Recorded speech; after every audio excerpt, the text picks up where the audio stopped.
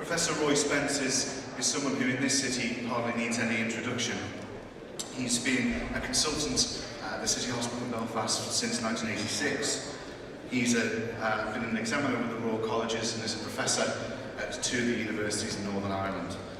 He has a prestigious history in surgical research and was given the OBE in the New Year's Honours List in 2001 for his work towards surgery. As somebody with Belfast blood running through their veins, I can tell you that this city is an incredible city, but it has been troubled in the past. And it's those troubles that Professor Spence is going to talk to us about today, and he's going to tell us about his experience operating for what he tells me is longer than I've been alive in Northern Ireland. Thank you.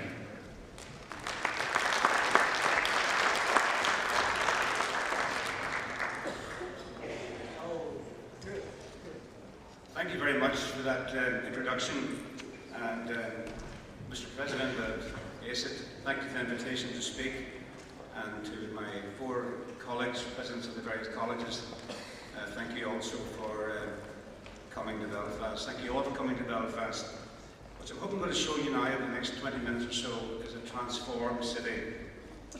We're a very small part of the kingdom. We have a population of 1.8 million.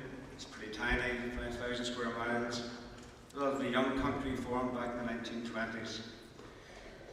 And we've had a lot of very famous people here. Our poet laureate, Seamus Heaney, one of the greatest footballers, Johnny Best, great actor, Liam Neeson, jazz, Julian Van Morrison, Jimmy Mary Peters, a gold medalist, and our three golfers, all of whom have won major tournaments. But sadly, we've become better known for our so-called troubles. And what a funny word, what a euphemistic word, the troubles. And there were troubled times. And let me take you through now my own almost 40-year journey. It began about 1968. It probably finished in around about 2008. Although you probably know from the news, there's still sporadic shootings, even as of last night. And in that time, there were 3,600 deaths, over half of which occurred in Belfast. Huge number, 47,000 injured through shootings and bomb blasts. Again, huge number in Belfast, 30,000. In that time, can you imagine 36,000 shootings and almost 17,000 bombings? I'll try to put those figures into perspective for you. It's been calculated that happened in the rest of the kingdom in Great Britain. That would be 100,000 deaths. If that had happened in the United States of America, it would be 500,000 deaths.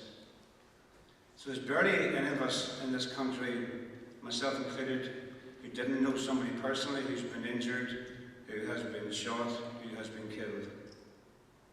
There were extraordinary times.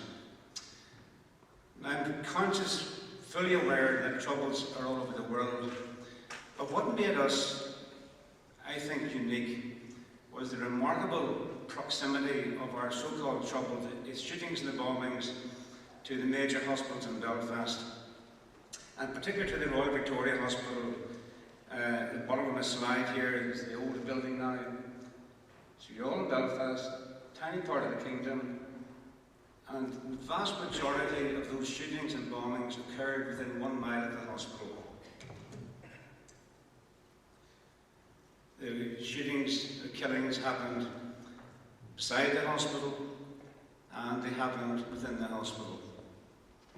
I could tell you stories all day long. I'll tell you one very brief story.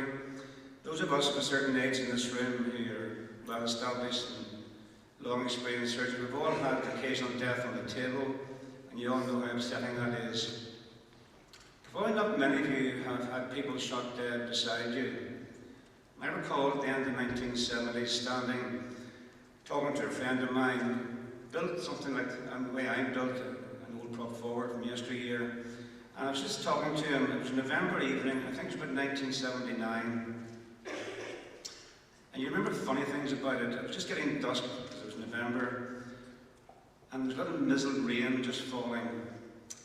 And I was standing talking to him just within the grounds of the hospital, and within no time, within a wink of an eye, these two youths appeared wearing their parka jackets and their faces half covered.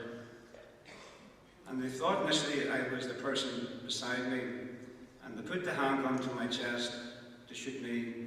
And I was pushing the handgun down as I eyeballed this guy. So he fired the gun, he said, shoot me in the legs, as I thought, and not in my chest. Within a fraction of a second, he realised I wasn't the person that he was after. He turned the gun on my friend, and two bangs, two quick shots, very loud in that close confined space. He shot in the chest. The yahoos vanished in a second, and he fell down beside me. We took him up to the hospital A&E department, only about 50 yards away, and when he arrived, he'd been shot in the heart, and he was dead. And that's only one story out of many, many, many thousands. So we were unique because things happened within the hospital, beside the hospital, and larger than a mile of the hospital. And shootings of all kinds occurred. Those of you with a military background will recognise the high velocity weapons on that slide. There were mortars, there was handguns, and those of you who've had experience of gunshots will recognise in the bottom right hand corner the exit wound of a high velocity weapon. And the shootings were day and daily. And as bad as the shootings were the assassinations, and you can only but imagine those. So one terrorist group or another would lift somebody, and they might have thought the person was an informer. They'd keep them alive for 2 or 3 days in some house not very far from here. And you can only imagine the torture that they would have undergone before they were killed. And they were killed eventually with a gunshot wound to the back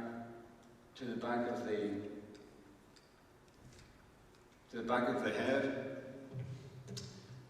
All of you in this room have probably touched a hot plate at home, and you know how you'll just jump with the pain of that small burn.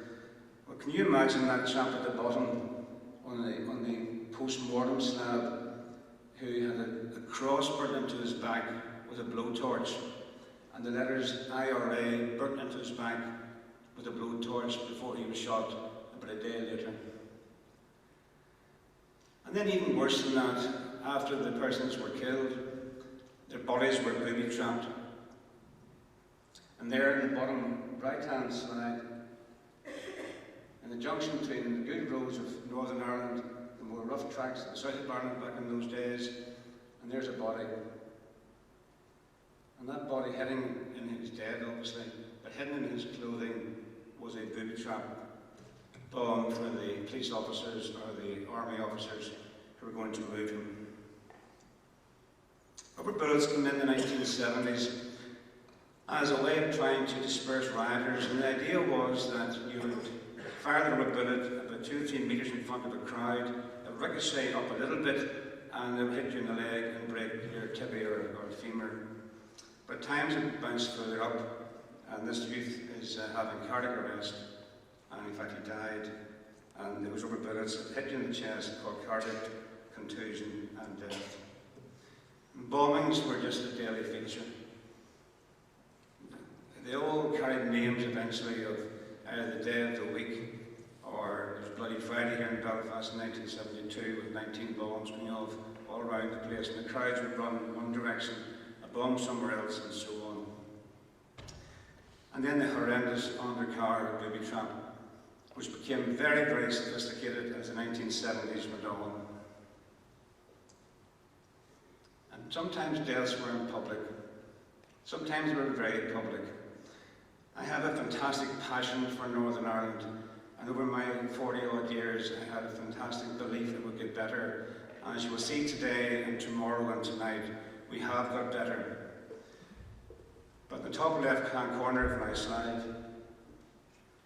is a priest giving the last rites to one of 2 British corporals who were caught in a horrendous mob who almost tore them apart. and that was one of the iconic pictures of the Troubles back in 1988. It was the only time I felt it was time to go. I just phoned in from the States that afternoon. I turned on the TV to watch one of their national rugby matches, and this was seen almost on live television.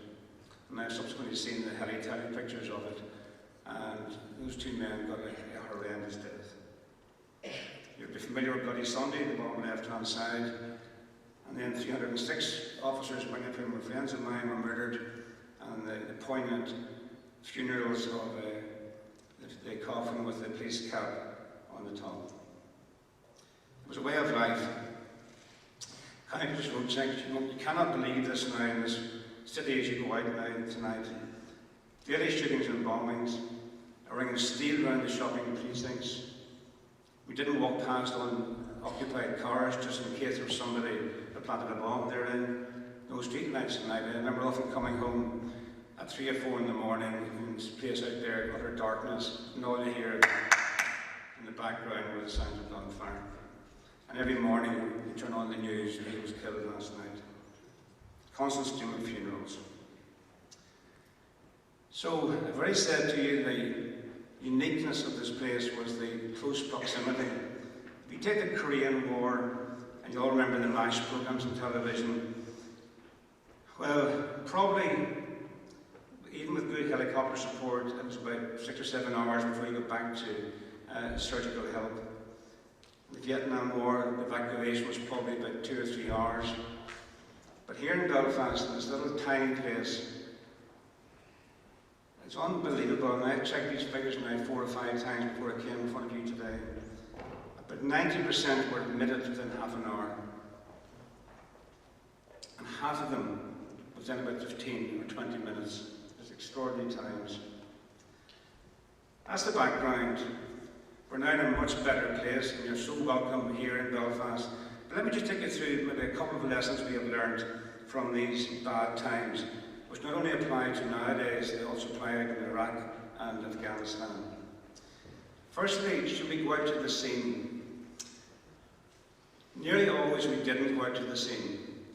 We used to go out to these things were happening within about a mile of the hospital, and scoop and run is by far the best.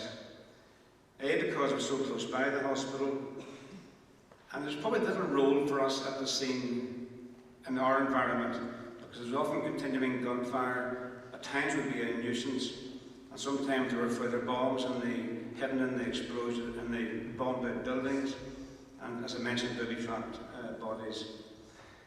Now, if we're getting victims flown in by helicopter from the outlying country hospitals, sometimes the anaesthetists would come with them, and that was fine, but we rarely went out into Belfast. It was scoop and run. I only went out once ever, and that was to do an amputation, but that was only one out of many, many thousands of events. I've been many heroes in my time. When I was a senior registrar at the end of the 1970s, and sadly all my bosses, bar one, have now passed away. One of my heroes was Mr. Rutherford. Isn't it funny how you can't call your bosses anything else but their name? You know, Mr. Rutherford was a wonderful man. He'd been a missionary in India, very good hockey player, and he arrived back from India just at the very beginning of the Troubles. And there, for example, was only 3 years' experience. 69 to 72, 1,500 victims of explosions, 875 gunshot victims. And he brought back, we learned what had been learned in the 18th century, and that is triage. Not by us as residents, but by the most senior surgeon, who was Mr. Rutherford in those days. And again, the most senior surgeon would go up to the operating room, and the most senior surgeon available, or the most senior doctor available, in this case Mr. Rutherford, would be at the door of the trauma room. Those 4 or 5 patients are beyond help, they're dead or dying. Those 4 or 5 are fixable, and all those minor cuts and bruises can go to the back of casualty and wait until later on tonight, or wait till tomorrow. So there'd be 100 injured, 130 injured. There's just some examples on the screen behind me. The Poppy Day bomb in Enniskillen in 1987, 63 injured, 11 dead. Abercorn explosion, 130. So out of that chaos, we learned very quickly only a relatively small number needed urgent, a really urgent treatment. So out of every explosion, 1 or 2 dead, you can't help them. 3 or 4 need urgent surgery, and the rest will wait until later on tonight or until tomorrow. The second key was a very senior nurse would go round with the most senior registrar at the time to try and prioritise those 4 or 5 or 6 who needed urgent surgery. And of course there were multiple specialties required. Now in those days we were old-fashioned generalists, and that word's been mentioned several times this morning. And we could open heads, chests and abdomens, and we did do so. In latter years, of course, the specialists for the various parts of the anatomy would be involved. We learned then about mid-1970 to be very careful about that X-ray department. It's a bottleneck. Don't ask for X-rays unless it's going to alter your management of the patient. I used to have a phrase, people can die in the X-ray department. Now change it, people can die in the scanner. So a reasonably senior doctor would review those X-ray requests, often written by a very junior doctor, and say, excuse me, that's not essential. That patient should go to the operating room. So for example, in those 3 years, of 1532, 1,500 consecutive patients, it's remarkable, is it not, in only 3 years. And it became a remarkable way of life. 117 dead at the scene. But look at the bottom part of that slide, if you would, please. Over half either required no operation or only minor debridement. So that triage, which is so important in real life, it's not a book word any longer, it was so important. Concentrate on those 6 people who required urgent surgery, urgent laparotomy, thoracotomy, whatever. And once we got them into hospital, probably not that they were any better than anybody else, but very few actually died. Less than 1% died out of these huge numbers. So that's the proximity story. That's the triage story. How else were we unique? We were unique in our story of kneecappings. And I've spoken to many of these youths who have been kneecapped. I'm going to tell you their story now in a second. And I've operated on a fair number of them. And I'll pay tribute here to ASiT Surgical, who we just talked about there this morning. I was a young senior registrar, and he would have been a senior registrar in those days. And he then developed what I'm going to show you in a few moments. So you would be kneecapped. Why? Well, you've done something that the terrorist group didn't approve of. It's nearly always the IRA. And you'd be told, be at a certain alleyway about 2 miles from here at 8 o'clock tonight. And you used to turn around and say to me, well, why not run away? Well, if you run away, there's no hiding place. And it'd be worse, you'd be shot in the head instead. They then put you down prone on the ground, you're held down, and at times they were almost blasé. I remember operating one person who'd been shot 3 times in the so-called kneecappings. And they would often have a fetid drink beforehand, so they'd be partially stupid and partially anaesthetized. Low velocity weapon to your popliteal fossa and bang. Kneecapping a misnomer, only 5% ever hit the patella, and that wouldn't matter very much. However, in those first number of years, it was a scramble. You have a patient coming in through the back doors of casualty. You would have a fracture of the end of the femur, upper tibia. You'd have the popliteal artery gone, the popliteal vein gone. And we're all doing it. We're there to debride the wound, to do the vascular repair, and the orthopedic surgeons will be there trying to put on later years external fixation, all fighting over that little 8 inches of space. And I pay tribute at this point to many of my colleagues, but particularly ASiT Surgical, who towards the end of the 1970s said, this is nonsense, we're fighting here, we're squabbling, it's all too rushed. And the vein and the artery repair has just not been done in a nice, calm fashion. And then the vascular shunt came in. If you look at the bottom of my slide, with no shunt, which was the first decade or so, amputation rate was a third, 32%. Post-shunt, which was then from the late 1970s until today, the amputation rate down to about 8%. And that's quite remarkable improvement, and that's now in worldwide practice in vascular trauma used elsewhere. It allows unhurried debridement, allows the fractured doctors to come in with the shunts inside to put on their external fixators. And then we realised it was important to repair both the vein and the artery, or the veins and the artery, but all to be done in a calm and unhurried fashion. And then do your fasciotomy if required, and then leave the skin wound open, and in 5 days' time close the skin wound. The young people, if you do the operation right, their graft patency is really in the high 90s eventually. I saw my first gunshot wound of the head in 1972, and the black doors of casualty were just flung open, and 2 soldiers wheeled in on the military trolley. This young man, about 18 or 19, who'd been shot in the head. And it's in my head probably forever, because I could see him coughing, and he was vomiting, and he was shot in the left side of his head, the temporal region, the bullet left the front, through the front lobe. And every time he coughed and struggled, tried to breathe, I could just see the brain matter coming out. And we learned very, very quickly that this was doing more and more secondary damage, causing more and more edema and more hematoma. And we learned very quickly it's not hard to fix that. And you fix that by anesthetizing that patient now, immediately, stat. And we had kind of an unwritten rule by the middle 1970s that if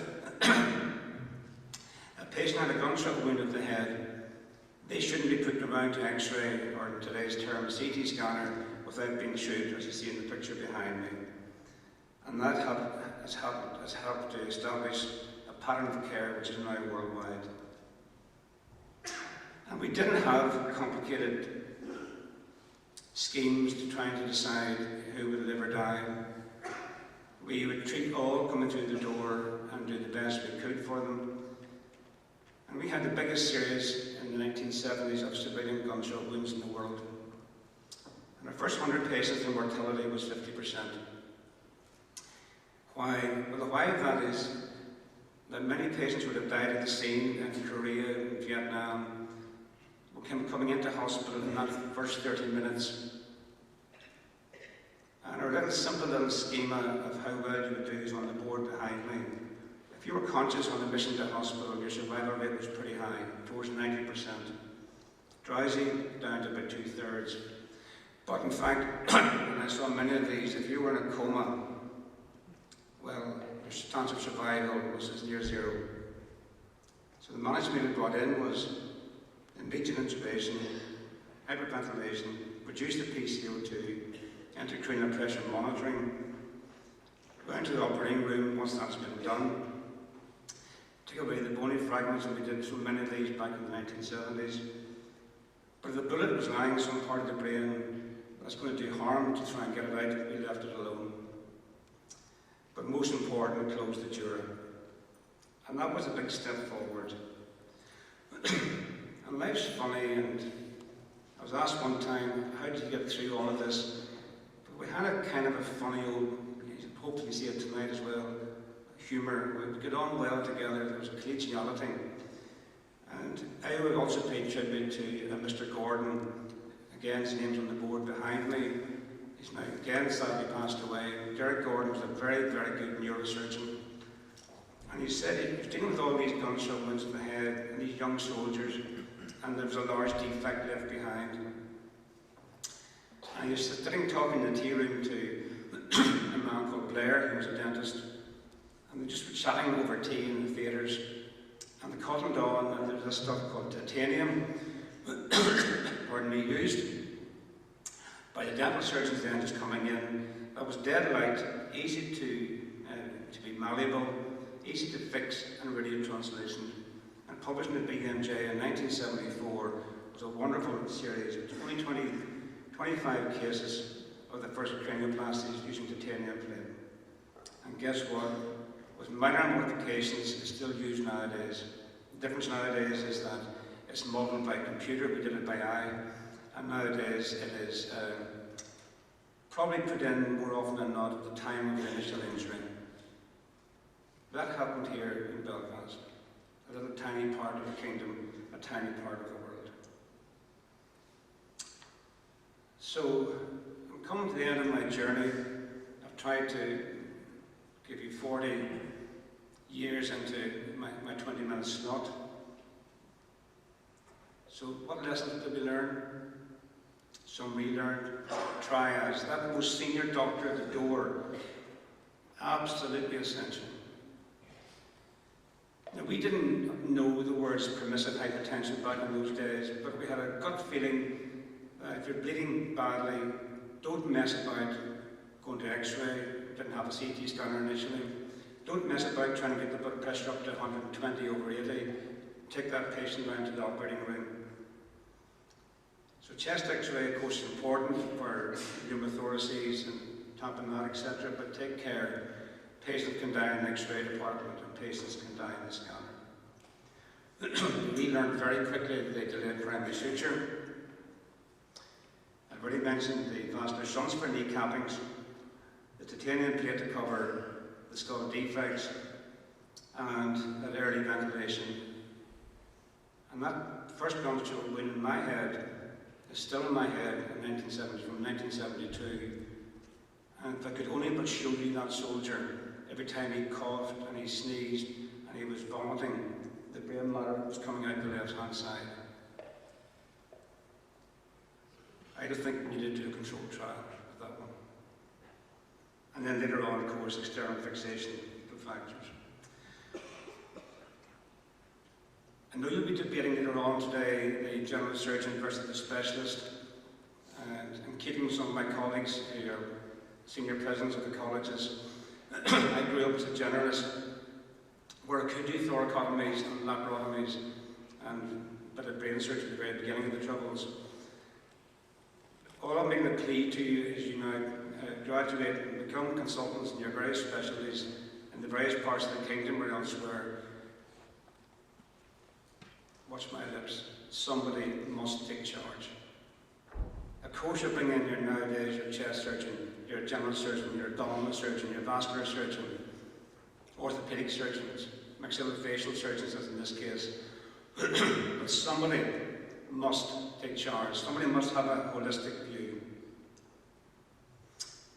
We're almost there. We've now moved on to 2013, 2014. We didn't use tourniquets back then. We thought we were doing harm. And as you all know now, the soldiers on patrol in Afghanistan could pull on the tourniquet with one hand. We didn't really know the word permissive hypertension, but in effect we were doing that. Take the patient to the operating room directly and stop that bleeding. We didn't have very, very fine machinery for doing all the interventional radiology that you have nowadays for, say, liver trauma.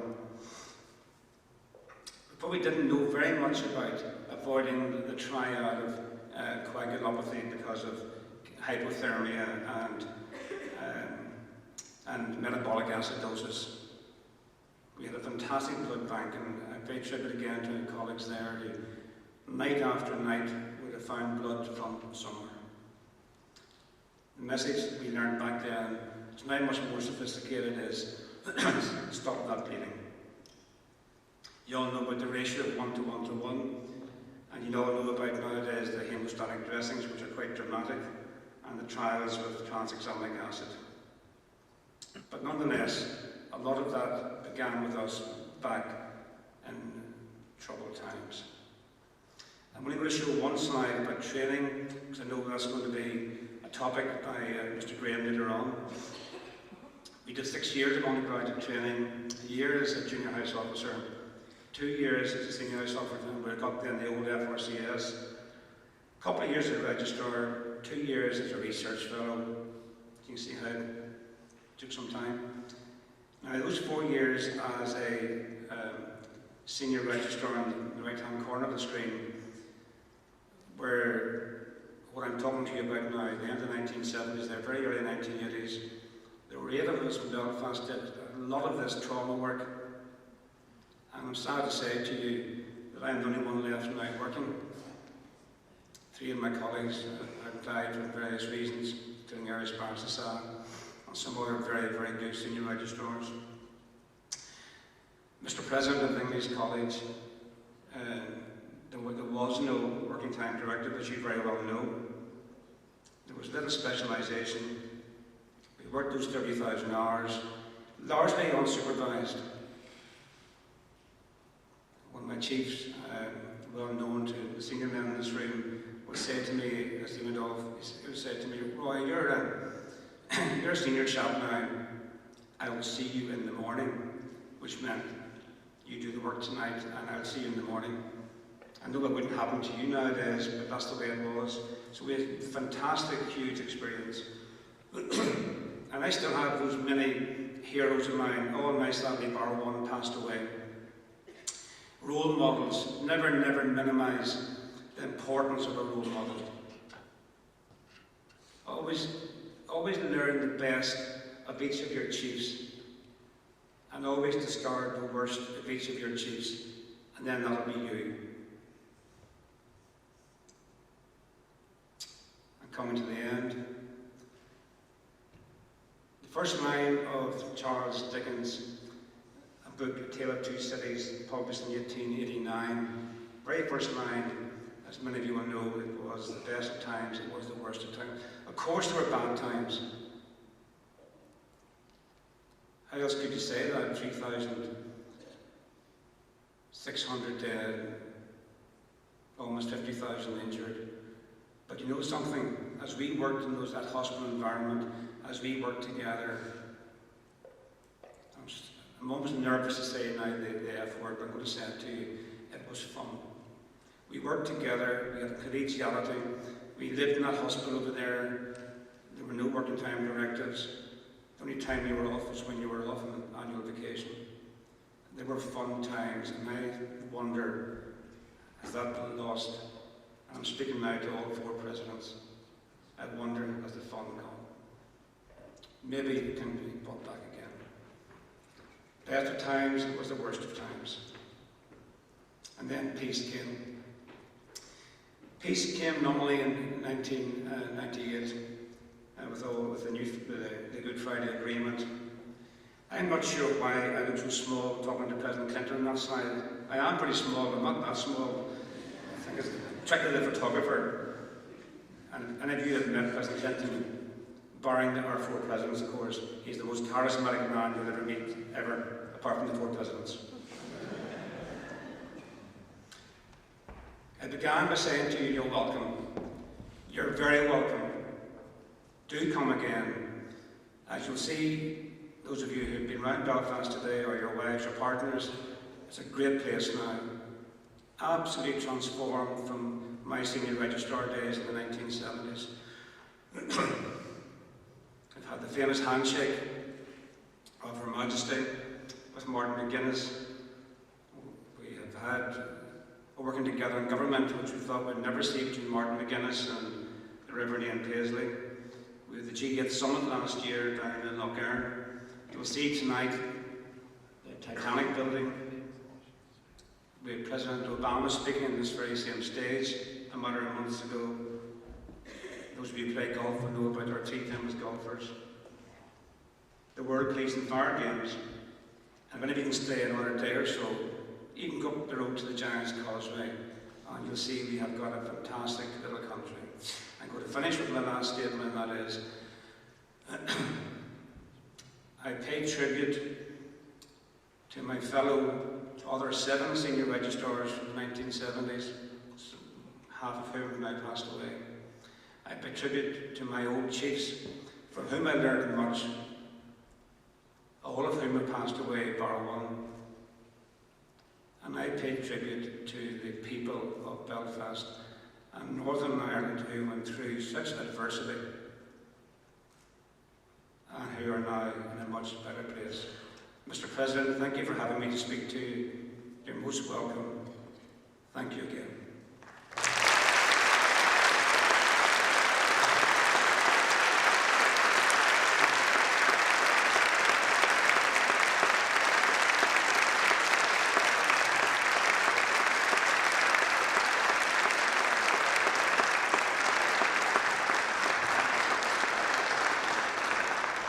Thank you, Prof, for a wonderful talk. I'm very sorry that we are out of time for questions, but I'm sure